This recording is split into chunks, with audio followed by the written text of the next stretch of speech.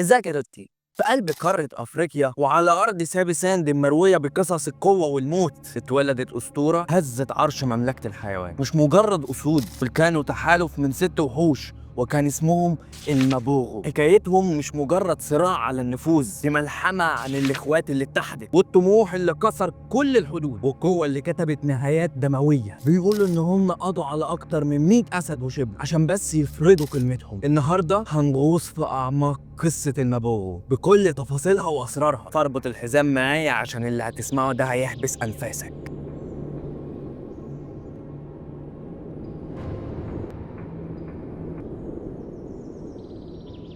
حكايتنا بتبدأ في قطيع أسود اسمه سبارتا في مكان ساحر اسمه المالا مالا جوه محمية سابي ساند الواسعة في جنوب أفريقيا. في صيف 2001 اتولد 5 إخوات، وزي أي أسود شابة لما يوصلوا لسن معين 2 أو 3 بيبقى لازم يسيبوا قطيعهم الأصلي ويبدأوا رحلتهم الخاصة عشان يدوروا على مستقبلهم. في البداية حياتهم كانت صعبة وكانوا بيضطروا ياكلوا من فرايس الحيوانات التانية علشان بس يعيشوا، لكن القصة ما كانتش بس عن ال5 دول. انضم ليهم أسد سادس الأكبر سنا والاضخم حجما وهو ماكولو ده شاكين ان هو ما يكونش اخوهم من نفس الدم لان حكايته غريبه شويتين. في مايو سنه 2000 قطيعهم الاصلي سبارتا كان فقد اسد شاب في نفس سن ماكولو وسنه ساعتها كان حوالي 20 شهر، وبعدها بشهر ظهر اسد في نفس سن ماكولو وانضم للاخوات ال5. هل هو نفس الاسد اللي تاه ورجع ولا مجرد صدفه؟ الله اعلم. المهم ان ماكولو بقوته ومهارته بقى هو قائد التحالف بمرور الوقت. اما الاخوات ال5 فكل واحد فيهم حكايه. اول واحد كان اسمه مستر تي واتسمى كده علشان شكل لبدته عامله زي قصه شعر الموهوك. ومستر تي كان عباره عن بركان عدواني بشكل فوق الوصف، وشراسته زادت عن الحجم وخصوصا بعد ما قتل اشبال اخوه ماكولو. الناس اطلقت عليه لقب سيتن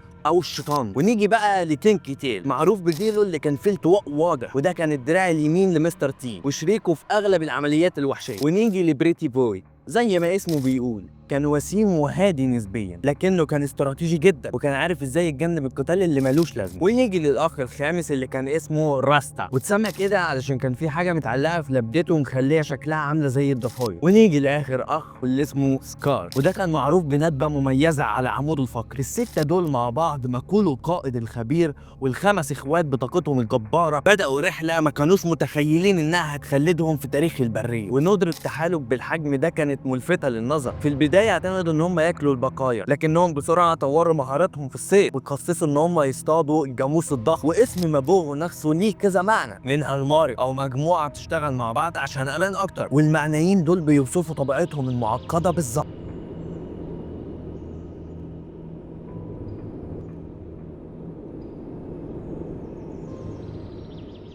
2006 المابو قرروا ان هم كبروا خلاص، دخلوا شمال سابي ساند بطريقه مش مألوفه. كانوا بيزقروا بصوت عالي جدا وكانوا بيعلموا الارض بقوه زئرهم، ودي بقت العلامه المميزه بتاعت اراضيهم.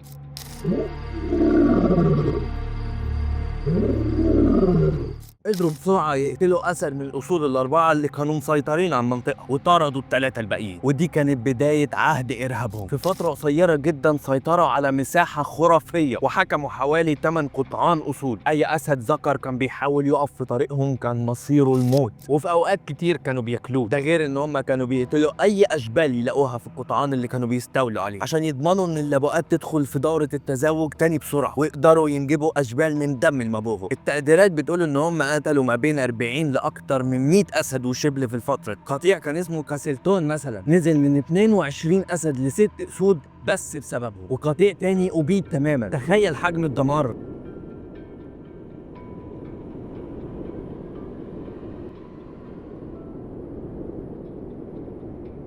ولكن القوة المطلقة مفسدة مطلقة. في حوالي سنة 2010 العرش اللي بناه الاخوات بدأ يتهز، وما كانش من عدو خارجي في الاول، لكن من نار بدأت تولع جوه القصر الملكي بنفسه. ولكن على حدود المملكة كان في تحالف جديد اسمه الماجنجلان. كان تحالف جديد ومليان شباب وبيزيد كل يوم قوة، وكان مستني الفرصة عشان ينقض على المابوهو. لكن الزلزال الحقيقي كان مستر تي. بسبب طموحه وشراسته ما كانش عاجبه ان هو يكون مجرد تابع، ده كان عايز التاج كله. ماكولو الاخ الاكبر والقائد الحكيم حس بالخطر، والتوتر بينهم زاد، والنظرات ما بقتش نظرات اخواته بس، دي بقت نظرات تحدي. مستر تي بضخامته وشراسته بدا يتحدى ماكولو بشكل علني، واتقال ان حصل ما بينهم قتال عنيف قدر فيه ماكولو انه يعض مخلب مستر تي وينتصر في الجوله دي.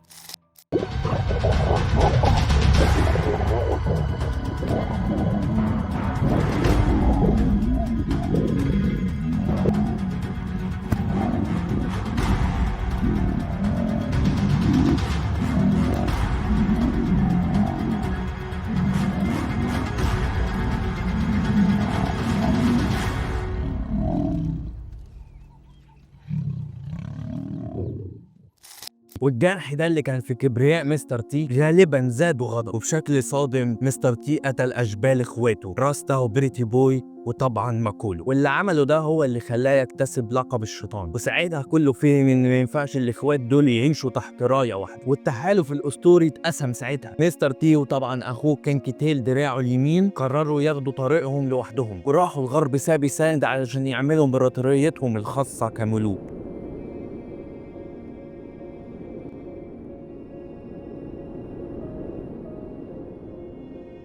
لكن غرب سابي ساند ما كانتش أرض فاضية مستنياهم يفرشوا ملكهم عليها، كان فيها وحوش تانية ليها نفس الطموح ونفس الجوع للسلطة، وكان تحالف الماجنجلان الشرس. وفي أول اختبار قوة حقيقي ليهم قدر مستر تي وكينكي تيل بشراستهم المعتادة إنهم يعزلوا واحد من ذكور الماجنجلان، واتقال ساعتها إن هو كان الأكبر سنا في المجموعة دي، وقدروا يقتلوه بكل وحشية. ومستر تي مسك رقبته، وكينكي تيل قدر يكسر عموده الفقري، وكان بيظهر بأعلى الصوت وهو بيعضه كأنه بيعلن السيطرة وتحدي صريح للماجنجلان كلهم. والضربة دي ولعت نار الانتقام في قلوب الماجنجلان، واللي كان متبقي منهم 4 أسود شباب ما كانوش هينسوا أخوهم اللي راح غد. وفي نفس الليلة أو بعدها بفترة قصيرة جدا جه رد الماجنجلان.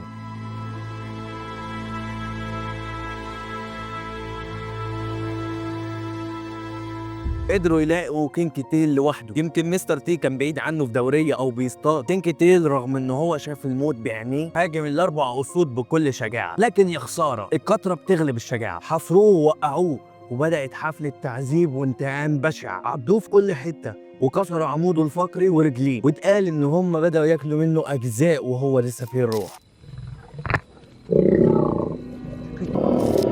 مات كينج تيل موتة أبشع ما يكون، وده كان في حوالي 8 يونيو 2010، كأنه بيدفع ثمن الضربة الأولى اللي وجهها هو ومستر تي للماجنجلان. مستر تي لما وصل وشاف أخوه وشريك عمره في الحالة دي انفجر، قاتل معاهم بشراسة واتصاب إصابات بالغة، لكنه قدر يهرب بمعجزة وساب جثة أخوه شاهدة على إن قانون الغابة ما بيعرفش كبير، وإن الانتقام لما بيبدأ ما بيخلصش بسهولة.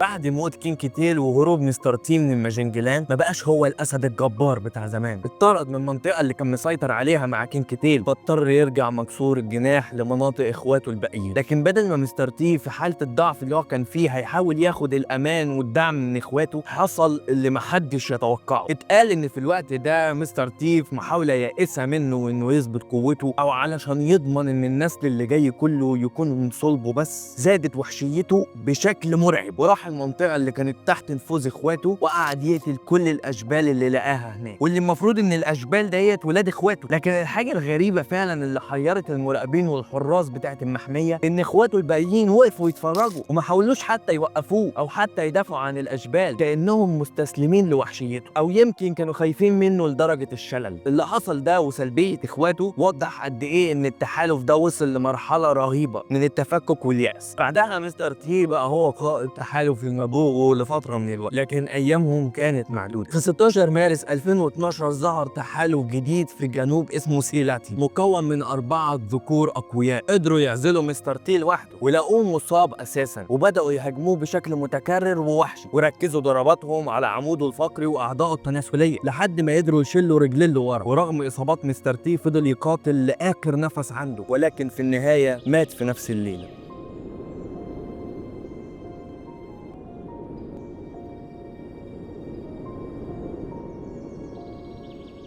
بموت مستر تي تحالف المابوغ الأسطوري كان بيقع. مصير راستا وبريتي بوي كان غامض في الفترة ما بين 2010 و2012، واختفوا من المشهد خالص، ومحدش بقى عارف ايه اللي حصل لهم بالظبط. هل اتقتلوا على ايد اعداء تانيين ولا على ايد صيادين؟ الله اعلم. اللي فضلوا واضحين على الساحة لفترة اطول كان القائد العجوز ماكولو وسكار. الاتنين دول فضلوا بيحاولوا يحافظوا على وجودهم، ومصير سكار النهائي برضه ما كانش واضح 100%، لكن الاكيد انه اختفى او مات قبل ماكولو. وفي النهاية فضل ماكولو وحيد، وكان اخر شاهد على مجد وسقوط امبراطورية المابوغو. اتشاف لاخر مرة في منطقة مالا مالا في يناير 2013، وعمره كان حوالي 15 او 16 سنة، وبعدها اختفى وغالبا مات موتة طبيعية.